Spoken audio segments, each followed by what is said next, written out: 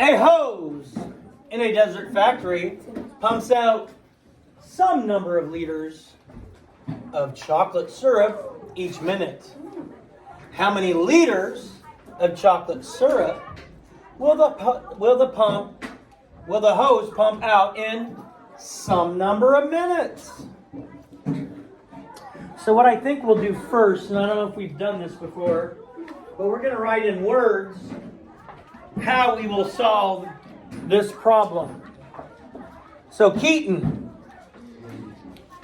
tell me how you would solve this problem. So you would see, well, basically there's so you see how much the dessert factory pumps out, and then you would answer that number is by how many minutes it pumps out. Good. So how much it pumps out by the number of minutes. How much it pumps out by the number of minutes. And again, I don't know how many times I've had students be like, I don't know how to do this. And then I read it without the numbers in it. And all of a sudden they're like, oh, now I get it. So let's say they pump out 2 5/10. Is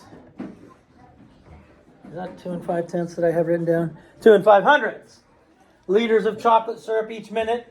How many liters of chocolate syrup will the hose pump out in 30 minutes? Once we've written in words, then we know our equation. This is, pumps out 2 500 liters. We multiply that, according to Keaton, by the number of minutes, which is 30 minutes. So now, now we have our equation. This equals the amount of chocolate syrup in 30 minutes.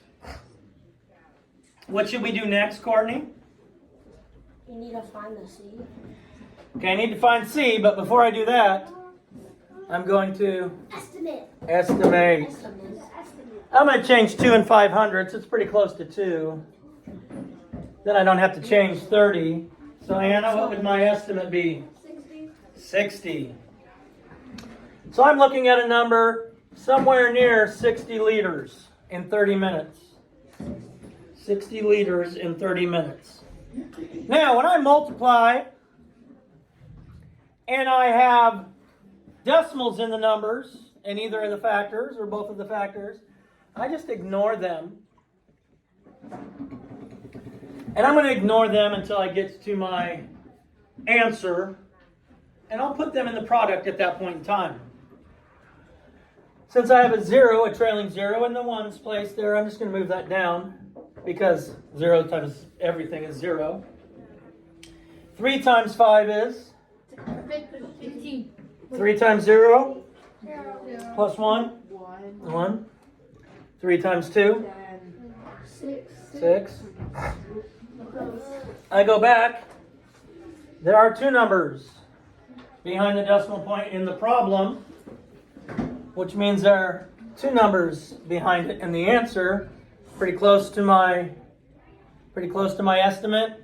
You probably also 61 5/10 is how you normally see it written. Jessica. Why do you keep giving us easy problems? Bro, right. Because I want you to feel smart. I want you to feel smart. We all know she's